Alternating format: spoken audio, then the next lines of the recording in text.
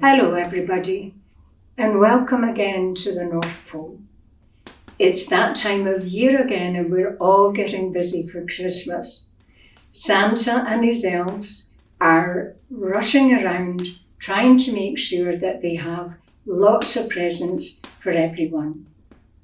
But it's lovely to be invited again to be able to say hello to you at this time of year and to wish you all a Merry Christmas when it comes.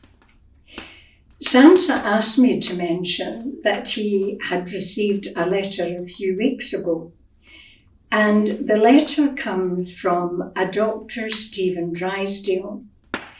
And Dr. Drysdale wanted Santa to mention in this special message to you today that the young people at Moorhouse Academy a few months ago had been involved in a competition, and they put a piece of artwork into the Livingston shopping centre, and they named the artwork A Starry Night, and they won.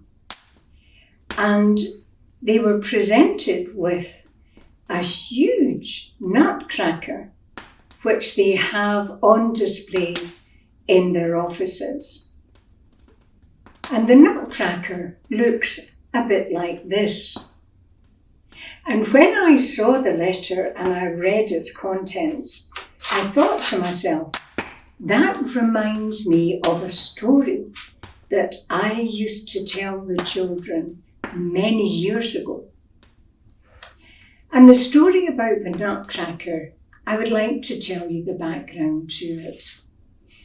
The Nutcracker started life as a story, but in 1892, a Russian composer named Tchaikovsky turned it into a ballet, and it's now performed all over the world, particularly at Christmas time.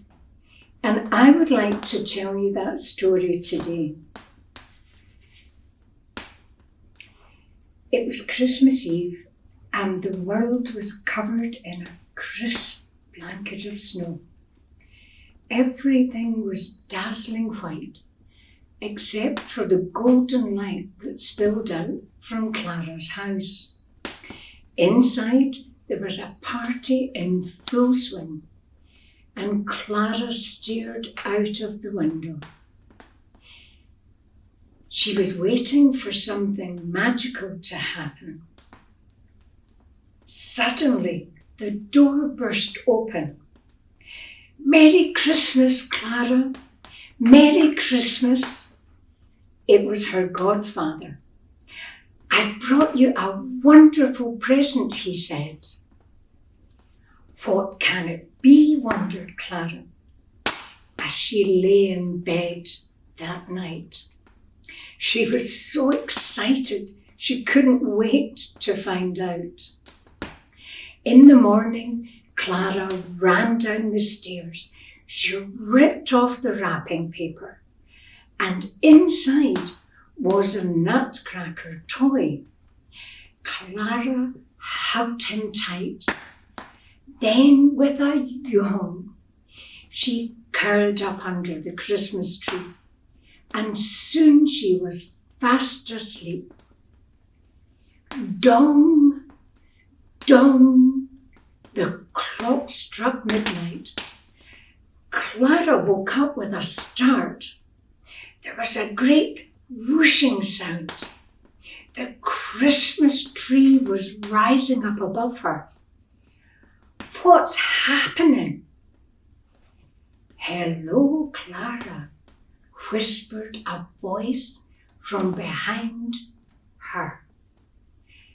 "My nutcracker," gasped Clara. He bowed.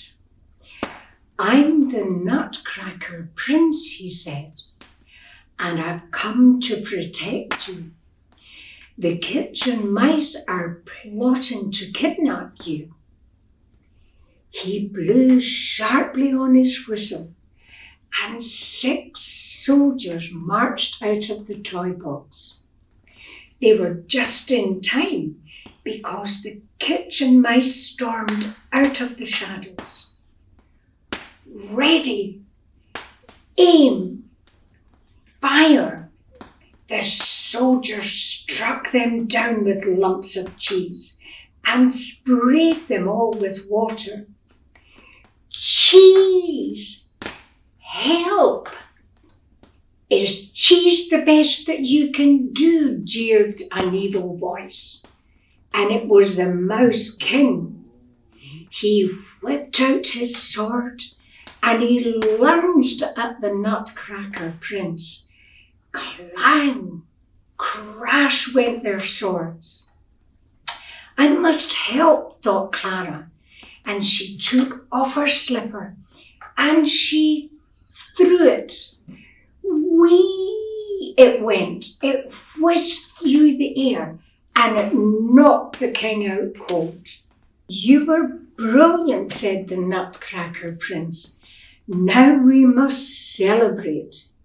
He called for his reindeer and his magical golden sleigh. Clara and the prince climbed aboard and they flew through an open window and into the snow-filled sky.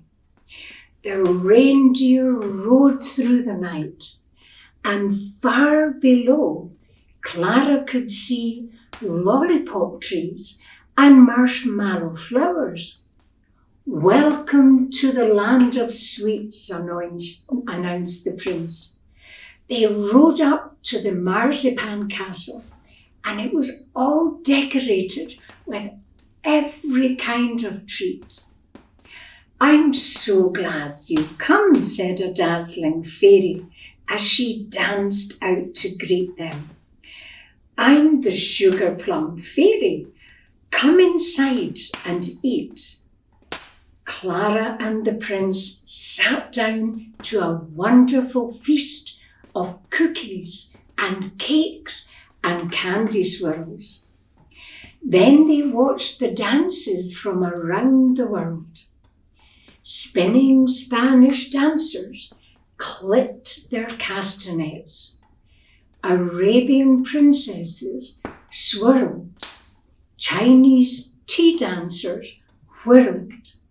Flower ballerinas twirled. And Clara watched, and she was enchanted. But the slow, soothing music called her to sleep. "It's time to go home," whispered the Nutcracker prince. When Clara woke up, she was under the Christmas tree once more, and the prince had gone. "He's only a wooden toy," cried Clara. "It must have been a dream. Unless it was the magic of Christmas Eve."